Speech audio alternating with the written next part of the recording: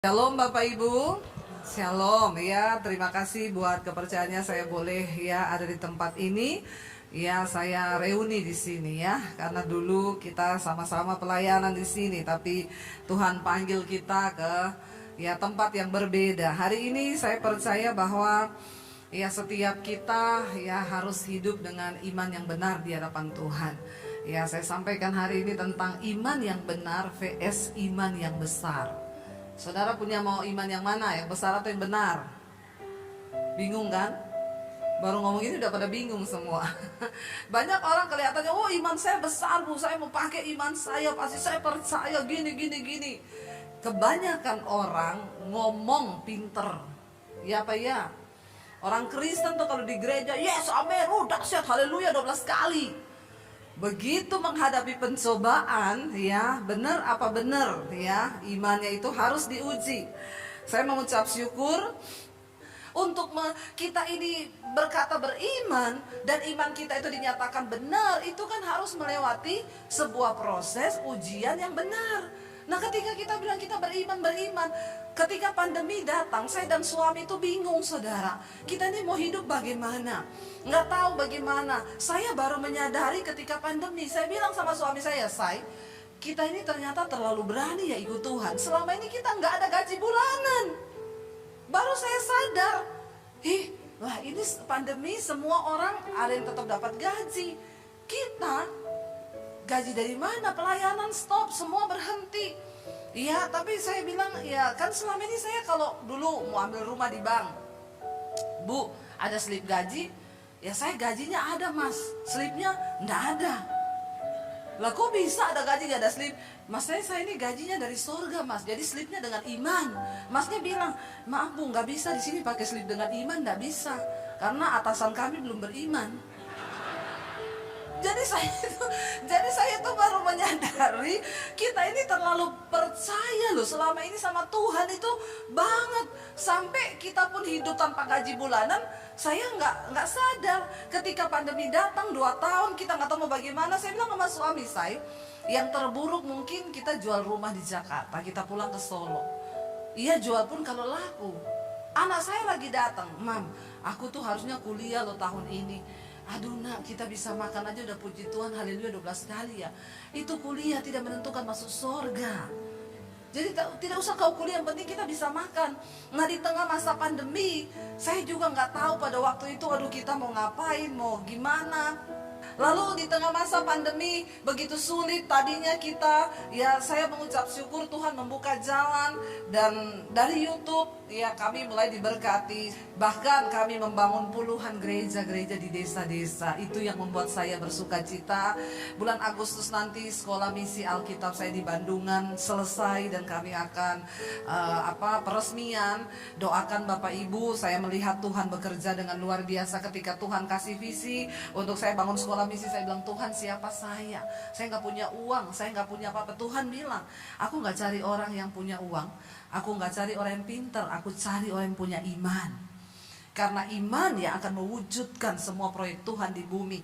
Saya melangkah ya di atas tanah 4.500 meter. Ya aduh luar biasa, Tuhan kirim orang pemborong gratis, yang gambar gratis. Kemarin Tuhan kirim tukang taman.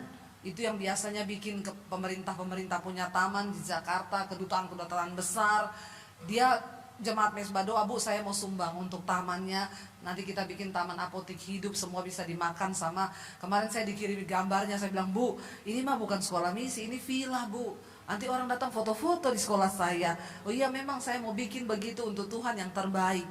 Kami rindu sekolah misi ini hanya 6 bulan. Nanti saya keliling ke daerah-daerah. Hari-hari ini kita bikin seminar hamba-hamba Tuhan. Ya puji Tuhan, di beberapa kota kita sudah bikin. Terkumpul 1.000 lebih pendeta dari berbagai gereja, dari desa-desa. Ya kami melihat di sana bagaimana hamba-hamba Tuhan itu sangat membutuhkan ya. Dan pelayanan itu harus benar-benar ada orang-orang yang sudah dipersiapkan Tuhan. Yang saya dapat dari Tuhan bilang hari ini gereja bicara tentang penuaian. Tuaian banyak, tapi penuai sedikit. Itu yang di-warning oleh Yesus. Penuainya sedikit. Nah, saya disuruh Tuhan untuk mempersiapkan para penuai. Ya, jadi nanti sekolah kami itu kami akan ambil orang-orang dari daerah terutama yang miskin. Dan saya melihat Tuhan itu ya taruh hati itu kepada saya. Kita bilang pokoknya orang-orang yang dari daerah yang tidak mampu bayar, ya gratis mereka bisa bersekolah di sekolah kami. Saya melihat Bapak Ibu apa yang Tuhan buat. Saya nggak pernah cari dana. Saya nggak pernah kirim proposal sama Bu Silvi ya Bu, atau sama Pak ya, sama Mami nggak pernah ya. Mam bantu saya dong nih proposalnya, Mam lagi bangun sekolah. No, Tuhan kita. Waktu engkau punya iman, sorga turut bekerja. Karena Alkitab berkata, bukan kita, ya Tuhan cari orang yang beriman. Saya pengen kita belajar dari firman Tuhan hari ini. 1 Samuel 14 berkata begini. Kita lihat bersama saudara, 1 Samuel pasal yang ke-14, ya. Ketika itu ya Saul menjadi raja atas Israel, dan mereka itu terkepung oleh orang Filistin. Di sekeliling mereka yang selalu, orang Filistin itu selalu cari gara-gara dengan orang Israel. Mereka pengen memperbudak orang Israel dan orang Israel selalu kalah. Ayat yang pertama dikatakan di sana, pada suatu hari Yonatan bin Saul, Yonatan adalah anaknya Raja Saul, berkata kepada bujang pembawa senjatanya, mari kita menyeberang ke dekat pasukan pengawal orang Filistin yang di sebelah sana. Tetapi tidak diberitahukannya hal itu kepada ayahnya. Ya, ini Yonatan, dia cuma ajak ajudannya satu orang, pembawa pedang, keluar dari perkemahan karena mereka ini sedang dikepung oleh orang Filistin. Mereka sedang berjaga-jaga juga. Dan Yonatan ini ngajak ya bujangnya, pembawa pedangnya, ayo kita serbu pasukan penjaganya Filistin yang terdekat dengan kemah kita. Kita pukul kalah dulu mereka. Lalu tidak diberitahukan hal itu kepada ayahnya. Dia maju sendiri diam-diam. Ayat 2, adapun Saul duduk di ujung Gibea di bawah pohon delima yang di Migron, dan rakyat yang ada bersama-sama dengan dia kira-kira 600 orang banyaknya. Ayat 3, Ahia anak Ahitub saudara Ikabod, anak Pinehas anak Eli imam Tuhan di Silo, dialah yang memakai baju efod pada waktu itu. Tetapi rakyat tidak tahu tentang perginya Yonatan. Yonatan pergi diam-diam. Di antara pelintasan-pelintasan bukit yang dicoba Yonatan menyeberanginya ke arah pasukan pengawal orang Filistin, ada ujung bukit batu di sebelah sini dan ada ujung bukit batu di sebelah sana. Yang satu bernama Boses, yang lain bernama Sene. Ujung yang satu berdiri di sebelah utara di tantangan Mikmas, yang lain di sebelah selatan di tantangan Geba. Berkatalah Yonatan kepada bujang pembawa senjatanya, mari kita menyeberang ke dekat pasukan pengawal orang-orang yang tidak bersunat ini. Perhatikan, iman yang benar berkata, mungkin apa? Tuhan akan bertindak untuk kita, sebab bagi Tuhan tidak sukar untuk menolong, baik dengan banyaknya orang maupun dengan sedikit orang. Saudara, yang menjadi kekuatan dari sebuah pasukan adalah banyaknya orang. Semakin banyak orang, semakin banyak pasukan, maka semakin kuat. Ya, pertempuran itu bisa mendapatkan kemenangan karena banyak prajurit. Tetapi Yonatan memiliki iman yang benar. Dia bilang, sekalipun kita cuma berdua, bukankah tidak sulit bagi Tuhan memberi pertolongan? Sebab bagi Tuhan bukan soal sedikit ataupun banyak yang menyertai kita, tapi tangan Tuhan yang kuat. Dia sanggup memberi kemenangan. Saudara, apa artinya? Tidak ada perkara yang mustahil bagi Tuhan. Hari ini jangan engkau andalkan pikiranmu, karena engkau pasti stres menghadapi masa situasi yang tidak enak ke depan. Tidak ada cara lain selain engkau membangun imanmu menjadi iman yang benar. Bukan hanya besar, tapi benar. Apa artinya iman yang benar? Ketika engkau hidup memiliki hubungan yang dekat dengan Tuhan, maka engkau mengerti siapa Tuhanmu, engkau mengenal siapa Tuhanmu, dan imanmu akan menjadi iman yang benar. Ya, saya ajarkan kepada banyak orang Kristen sekarang, kenapa orang Kristen tuh punya banyak iman yang tidak benar. Contoh, Bu, Saya ini mau mendoakan rumah saya nih, saya mau pindah rumah baru. Ibu ada waktu kapan ya? Nanti saya kirim sama ibu kunci, saya kirim sekalian persembahan buat ibu. Ibu doakan rumah saya itu tapi kosong. Saya kebetulan lagi keluar negeri bu. Ibu bisa pergi doakan sendiri. Saya bilang pret. Ya dia kira setelah dia bisa kasih amplop, biar amplopmu tebal begini, itu enggak benar. Saya bilang kenapa? Yang diberkati Tuhan tuh orangnya, bukan rumahnya. Mau kau undang pendeta sekelas kaliber dari luar negeri dari mana? Kau pikir itu setan takut sama pendetanya itu? Iya saya bilang saya datang, saya doakan rumahmu, ada 10 setan di situ. Saya doakan dia keluar. Waktu kau masuk setan 10 ajak teman-temannya jadi 30. Karena yang tinggal di rumah itu tidak benar. Ya, kenapa saya perlu ada kamu di situ? Ya karena kamu harus berdiri menjadi orang benar supaya kamu punya iman yang benar. Karena setan tuh takut sama orang yang benar. Amin. Nggak perlu hari ini minta didoakan pendeta. Ketika Anda punya iman yang benar, doakan sendiri. Amin. Saya selalu berkata, jangan cari-cari pendeta. Nggak ada pendeta hebat di sini. Yang ada tuh Tuhan yang hebat dengan imanmu yang hebat. Amin. Yes, nggak ada dokter hebat, nggak ada psikolog yang hebat, yang ada Tuhan yang hebat. Saya banyak melihat orang-orang bagaimana luar biasa iman mereka. Ada seorang ibu yang bilang, Bu, ya saya itu dari remaja itu selalu suntik saraf. Ya, karena kalau tidak disuntik kenceng kepala saya, saraf saya kena. Ketika pandemi datang, saya takut ke rumah sakit. Saya dikirimin mesbah doa ibu. Tiap hari saya dengar mesbah doa. Kalau sudah kenceng, saya dengar mesbah doa, saya puter, saya nyanyi-nyanyi. Sembuh kepala saya bu. Dan tanpa terasa 2 tahun bu, saya tidak suntik lagi, saya tidak minum obat lagi. Saya disembuhkan Tuhan lewat kuasa pujian penyembahan. Dan saya mau transfer uang yang untuk saya pakai berobat itu untuk pelayanan ibu. Dia transfer 200 juta loh. Itu uang yang selama ini harus dipakai suntik kepala. Ketika engkau punya iman yang benar, ya Tuhan sanggup. Pandemi kemarin banyak orang yang mengalami mujizat Tuhan, tapi banyak juga orang yang terpuruk karena engkau sedang dibentuk Tuhan. Bukan berarti ketika keadaanmu terpuruk Tuhan tidak sayang, justru Tuhan sayang. Tuhan mau kembalikan imanmu kepada iman yang benar. Jangan hanya jadi orang Kristen, tapi punyalah iman yang benar. Bukan soal rumah angkanya 13 sial. Ya tusuk sate sial, tanya dulu satenya sate apa, kambing atau babi. Heran saya, ya kenapa harus begitu? Kita harus punya iman yang benar.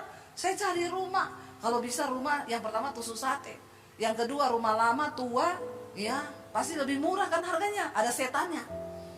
Ya luar biasa nggak? Saya beli rumah saudara, satpamnya bilang, Bu kok beli rumah itu toh, rumahnya itu udah singup loh, lama nggak dihuni, ada setannya. Saya bilang, oh kalau saya masuk setannya keluar Pak, pindah di posmu. Langsung satpamnya, astagfirullah Bu, jangan dong, makanya Bapak harus beriman supaya setan nggak tinggal bareng kau. Ya, saya masuk rumah nggak ada setan berani tinggal sama saya Pak. Ya, setan langsung lari keluar lihat kita orang benar, katakan. Hati-hati loh Bapak Ibu. Setan itu bisa lihat hidupmu walaupun kita nggak bisa lihat dia. Ya, ada di salah satu kesaksian saya, habis pandemi, ada seorang ya dia itu mati suri beberapa waktu, dia kena COVID, nggak sadarkan diri, dibawa ke rumah sakit, dia koma. Tiba-tiba akhirnya satu kali dia bangun saudara, dari komanya dia disembuhkan. Mamanya telepon saya, Bu tolong doakan anak saya koma. Ibu kalau belum waktunya mati, tidak mati. Dan puji Tuhan anaknya bangun. Tapi waktu dia bangun dia cerita sama saya, Bu saya bisa lihat setan itu nyata dengan mata saya. Ibu tolong tutupin dong Bu, saya nggak mau Bu, saya terganggu. Ya, dia kan dokter. Dia bilang saya ke rumah sakit ya Bu. Di ruang rumah sakit itu setan semua, dari yang bentuk pocongan, tuyul, bentuknya aneh-aneh Bu. Ada yang hewan, ada yang makhluk. Itu saya lihat dengan mata jasmani saya, dan itu memang benar di alam roh itu ada. Ya, Alkitab berkata ada penghulu-penghulu, roh-roh jahat, roh-roh di udara itu ada, tapi kita kan nggak bisa lihat. Ya, di sini ada setan nggak? Coba lihat kanan kirimu, jangan setan. Ya ada setan. Dia bilang, Dia lihat saudara setan. Tapi dia bilang waktu saya pergi ke Curug Bu, itu setan di hutan sama setan di kota beda. Setan di hutan tuh bentuknya monster, yang ada tanduk, yang ada kaki banyak. Mereka tuh ngeliatin saya Bu. Lalu ada anak kecil bayi di belakang saya digendong mamanya nangis jerit-jerit karena dia juga bisa lihat setan itu. Ya, aduh saya tuh berdoa Bu, dalam nama Yesus, dalam nama Yesus. Saya lihat ya itu bentuk-bentuk setan. Dia bilang dia pernah lihat ada satu laki-laki itu kakinya diganduli makhluk. Makhluk itu Bu, mukanya perempuan tapi badannya kodok.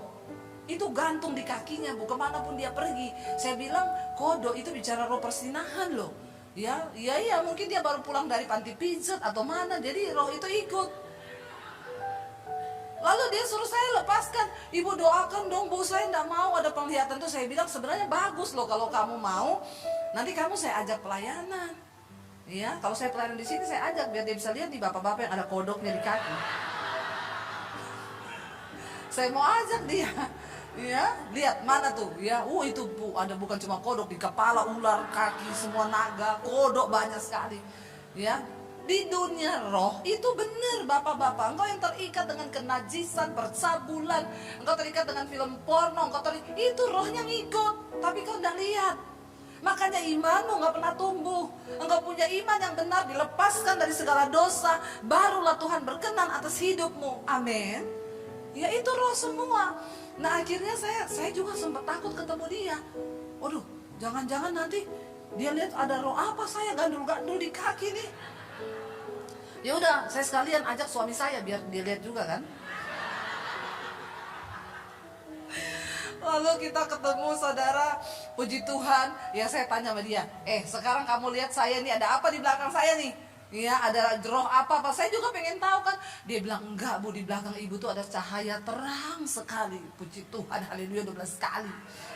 Ya, bukan karena kita sakti ya. Waktu engkau hidup dalam kekudusan dan kebenaran, kemuliaan Tuhan mengikutimu. Makanya engkau masuk di rumah yang ada setan, setan pergi. Amin. Itu setan tahu kok. Saya dulu punya temen, ya dia pelayanan, tapi agak-agak melehong, cucok meong. Waktu kita lagi doa pelepasan, dia datang ikut-ikutan. Ya kita lagi tengking orang kerasukan, dalam nama Yesus. Dia datang, dalam nama Yesus, dalam nama Yesus. Itu yang ditengking, langsung liatin dia ngomong gini, ih kamu kan temenku. Langsung dia lari. Kenapa? Karena setan bisa lihat. Setan tuh tahu Bapak Ibu, percuma engkau duduk-duduk manis di gereja begini. Kalau engkau tidak lepas dari dosa, maka ada setan yang ikut hidupmu. Bilang amin. Jangan cuma duduk manis di gereja, bertobat. Hidup dalam kekudusan dan kebenaran. Karena Tuhan tahu siapa milik kepunyaannya. Engkau mau pencitraan di depan manusia buat apa? Pada akhirnya setiap kita pribadi lepas pribadi akan berdiri di hadapan tahta pengadilan Kristus. Tuhan membela orang yang benar. Apa yang terjadi? Yonatan berkata, ya bukan karena banyak atau sedikitnya orang, tetapi Tuhan kita itu sanggup memberikan pertolongan. Dan kalau kita baca ayat yang selanjutnya, ya ayat 7, lalu jawab pembawa senjatanya itu kepadanya, lakukanlah niat hatimu itu, sungguh aku sepakat. Dan akhirnya mereka menyeberang. Dan semua pasukan yang ada di penjagaan musuh hari itu dibunuh oleh Yonatan dan pembawa pedangnya. Cuma 2 orang. Tidak ada masalah yang terlalu sukar di depan kita. Waktu engkau berdiri sebagai orang yang benar, engkau punya iman yang benar di hadapan Tuhan. Percayalah Bapak Ibu, Allah kita, Allah yang berdaulat. Namanya itu siapa? Dia penghibur, dia penolong, Yehova Rafa, Jireh, Allah yang mencukupi, Allah yang memberi keselamatan. Dia Tuhan yang sudah menyatakan namanya. Mari engkau alami Allah yang sudah berfirman dan menyatakan siapa dirinya bagi kita. Mari datang secara pribadi di hadapan Tuhan. Katakan, Tuhan, ini kami Bapa. Ini iman kami di hadapan-Mu Tuhan. Engkau yang maha melihat. Datang pada Tuhan hari ini, Bapak Ibu, tidak ada perkara yang mustahil.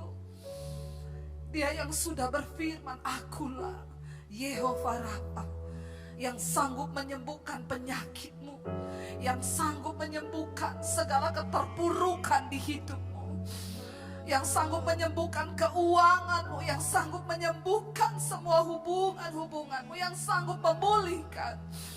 Dia berkata, aku Yehova Jireh, Allah yang mencukupi. Tuhan ingin membawa engkau kepada perkara-perkara yang supranatural di hidupmu.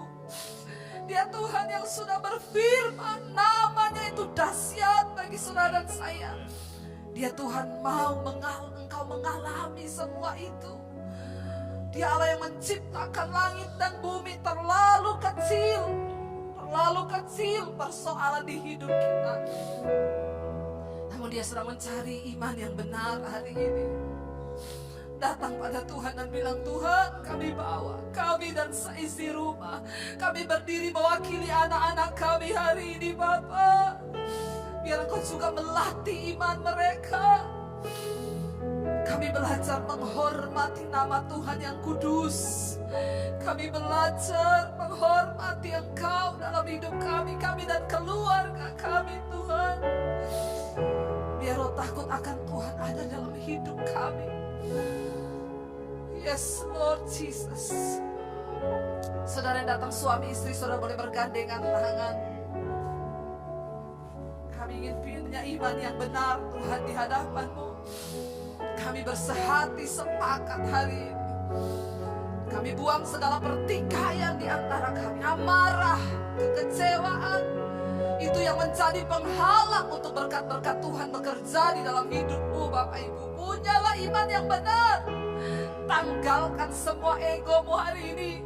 Dan katakan, Tuhan, kami mau sungguh-sungguh bersatu, bersehati. Kalau ada yang luka, kekecewaan, lepaskan pengampunan. Waktu Engkau berkata melepaskan pengampunan, Tuhan, terhadap pasangan, terhadap semua orang, maka Engkau akan melihat Tuhan bekerja atas hidupmu. Biar kita punya ketaatan dan roh takut akan Tuhan dalam hidup kita. Itu iman yang benar. Tidak ada perkara yang mustahil bagi Tuhan. Dia sanggup membalikan keadaan. Saya bukan hanya berbicara, tapi saya mengalami kedahsyatan kuasa Tuhan itu. Dia Tuhan yang sanggup melakukan segala perkara. Angkat tanganmu berseru, katakan Yahweh Rafa, Yahweh Rafa, Elohim, Elohim Shaddai, Jireh, Adonai, nyatakan dirimu, Yahweh, Yahweh. Berseru kepada Yahweh, Allah yang benar, Tuhan Yesus Kristus. Yes. Amin, Yesus. Engkau Elohim, Shaddai, Jireh, Adonai, nyatakan dirimu. Kami percaya, Tuhan, ketika Tuhan yang dahsyat menyatakan dirinya dalam hidup kami, tidak ada perkara yang mustahil. Bahkan jalan-jalan buntu Tuhan bukakan bagi kami. Kami tahu dan percaya Engkau sanggup bekerja lebih dari batas kekuatan kami. Yonatan berkata, bagi Tuhan tidak ada perkara yang mustahil. Bukan soal sedikit atau banyaknya prajurit, bukan soal sedikit atau banyaknya modal usahamu, bukan soal sedikit atau banyaknya orang yang mendukungmu, tapi waktu Allah, Yahweh, Rafa, Adonai, Yesus Kristus Tuhan menyertai hidup kita, maka Dia melakukan perkara yang dahsyat. Haleluya Tuhan, haleluya Yesus, haleluya. Bawa kami, Engkau Allah Yehova, Rafa, Shalom.